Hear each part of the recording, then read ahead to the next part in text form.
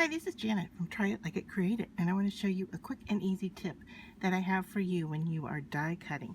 I have this piece here that was just cut, and it doesn't have any of the holes in it that you can poke the shape out of. And so when you have a little piece like this and it's practically impossible to remove, what I do is I use my purple tape, and I actually leave my extra pieces attached here because they're reusable.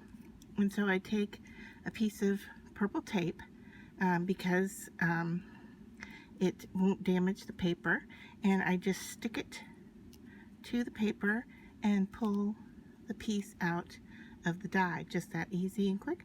And then I can pull that piece off of the purple tape and it isn't affected at all, and it doesn't tear the paper or anything like that. So that's my quick and easy tip for you on how to remove paper from a stubborn die cut.